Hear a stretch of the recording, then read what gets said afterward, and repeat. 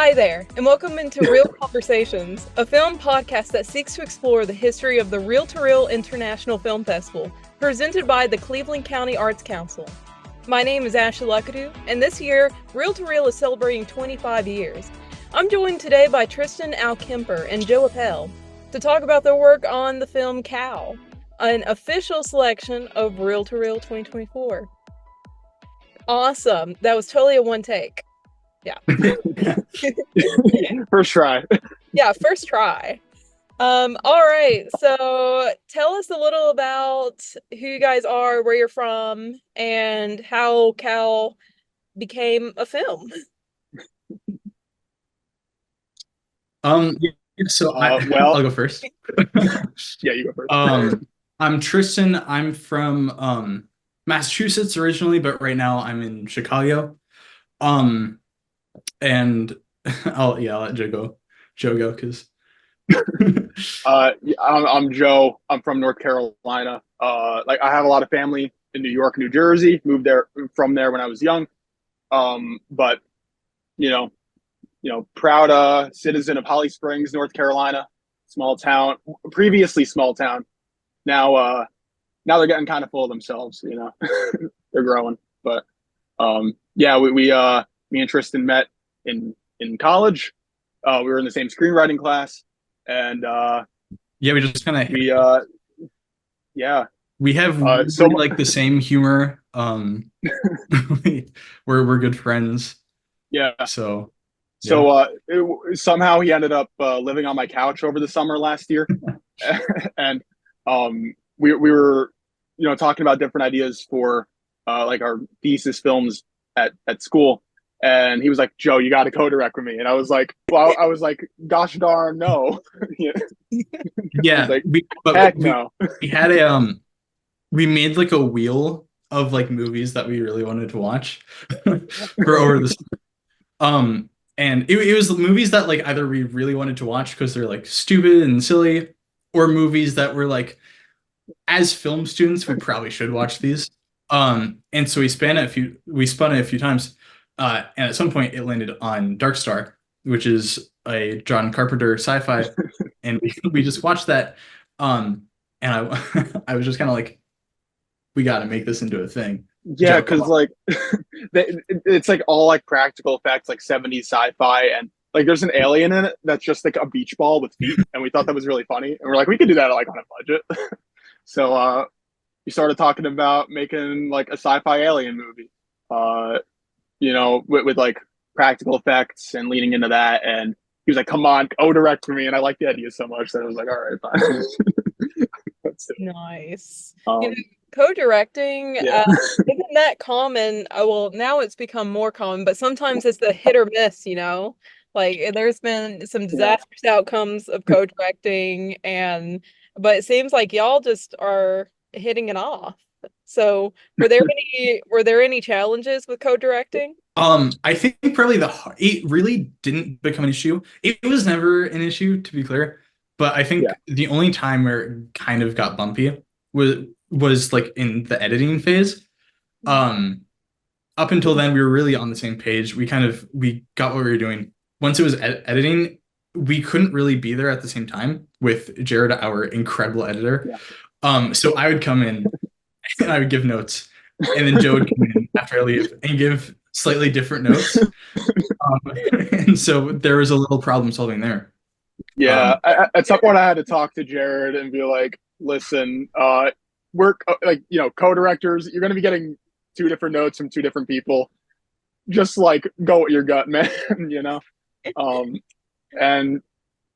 think it turned out better for it. We're sure. Both kind of directors that really trust the people that we're working with. We're not very controlling. And so I think that kind of helps a lot, because if we were both had a very specific vision of what we wanted, we may have clashed a little bit more. But because we're kind of open to hearing other people out, it really works in our favor as co-directors. Yeah, that's awesome. For sure.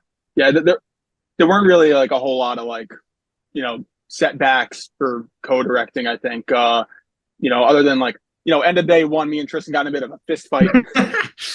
I won. He was like, I don't like your shirt, Al. And I was like, neither do I. And then we thought about it. And Ah, he did win. He got that one on. dang. Well, I mean, from because I know Jared, he helped a little bit on my film as one of our research people for my documentary. And Jared, he was having a blast on Cal. Like he was so enthusiastic. And I showed him the Foley stage at our school, UNCSA. I don't think we've Oh, that mentioned. was you. I heard about that. Yeah, and he was so excited to do sounds and stuff for Cal. And it's such a unique Yeah. film that I feel like you would just have a ball in post-production. And especially, I mean, in production, I think that was a fun set to be on.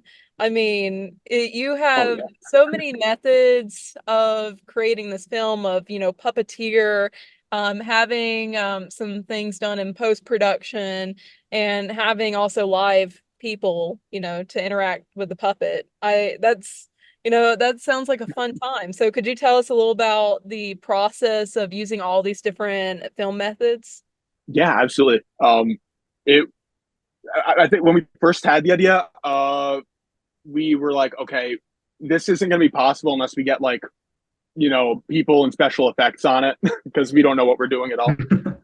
So we ended up, nailing down the puppeteer, Danny Mann, the woman, the myth, we got um, it was really interesting having the puppet and like a human to interact with them. And it was really interesting directing that because like Tristan would be spending like most of his time on the ground Yeah. with the puppet, like figuring out like, oh, like can we move the puppet this way, and I'd be talking with our like human actor, and we'd just be getting shots, while setting up. I don't know. It was just like Yeah. Tristan saved me. It's once you start working with puppets, you realize how like because you watch puppets and you're like, oh, they're just small people. But no, you actually have somebody inside of it moving it. There's a lot of stuff that seems really easy to do, but it's actually really difficult. Even just like, in between takes, Danny is on the floor with her hand up. That's really not comfortable. So we have to be really careful about, Mhm. how much time she spends in that position. Um, because she's there 12 hours a day for 2 days in a row. It was really fun working with the mixed medium because like we had the ability to interact with puppet person, but also like there's this whole like sequence with miniatures and stuff that was super interesting to see like unfold like right in front of us. Like we Yeah. like a whole team. Originally, when we were coming up with this idea, we knew we wanted to use miniatures Yeah. because that's awesome. But we were talking about like doing it with like a little shoebox and strings and cardboard cutouts. And so at some point, we're kind of hearing about what Danny and Tatum, our other VFX supervisor, are doing. But at some point, we get to visit the cube where they're building all these miniatures, and it's not so miniature. It's this giant table It's uh, massive. with this house and trees and everything. And we're like, this is insane that as This students is we're happening. making something that looks like this. That was really Yeah. incredible to do because I've never seen, another project at UNCSA kind of utilize Yeah. uh, the cube in that way. Yeah. I remember like after it was like during one of the shooting day for like the miniature stuff. Like me and Tristan stepped out for a second. And we were just like jumping in the air, like, oh my god, this is so cool. Like we're making this. Could you tell us a little about like the most memorable bits or like a funny story or anything that you had while making this? Because it seems like this was just a fun time to be on, a fun project. Oh, Once, I mean, once we got to set, it was really fun. Don't get me wrong. We had a lot to get through. Um, and one of, I think, the most intense things, which, if we were to redo this project, it would be a completely different story, is we were building the set as we were filming. Because we only had, I mean, basically we tasked Bea Bell, our incredible um production designer, to build a spaceship set. And once we got the cards and everything, she only had a week or two to actually build the set, to buy everything and build it. And so that last week was really kind of all hands on deck. Whoever was free was helping her. We filmed in Danny's basement. Um, and so it got to a point, yeah, well, so while we were filming, one scene, they would be like around the corner building like the others, the other set. And during this, we had to get, how many shots do we have? Like 50 some? We had, yeah, like Uh, over 50. yeah. Oh. And so it was just this running gun this entire time, Do we get the shot? Great. Looks good. Let's move on to the next thing. Just to get as much coverage as we could. Yeah. A lot of late nights, us building sets and stuff. And if like one of us was directing us like a shot or something that the other one didn't really need to be on, like they were helping out building the next set, or Yeah, or like the other thing with that as well is that because we were building the set so late, we had a little difficulty. Ultimately, what the set turned out to look like was very slightly different from what we imagined it and what we based like the storyboards and all of our shots around. So we had to rework a lot. So I think it was the second day, right, like half an hour before we started filming, Joe and I sat down and we were like, okay, we have to get through scene 5 today. Scene 5 does not look like what we imagined it would look like. So we had to rework that entire scene like half an hour before shooting, and then we went straight into filming. That's crazy. Yeah, it was a good time. So, also, like we only drank Pepsi on set. You had who on set? Oh, sorry. Sorry. We only drank Pepsi on set. We just had a lot of Pepsi. UPM was very inspired by Madame Web, apparently. I feel like this is the typical film student experience, Gotta have just Pepsi's on set, not even sponsored. No, yeah. No. Yeah. So, how big was your crew size? On set, it was I think 12 or 15 max. 15, yeah, 15. 15 max. But our crew is 30 to 40 people, I think, total. If you include like everyone working on special effects, the people behind the scenes working on like, editing and sound and or scorist, composer is what they're called. Composer, as we call it. Composer. We made a lot of cow puns during this. I see it. I think by the end the crew did not like it. I think some of the credits even had like Jack Zakowski and Cow. Yeah. I enjoyed that. Yeah, we didn't tell them we were doing that.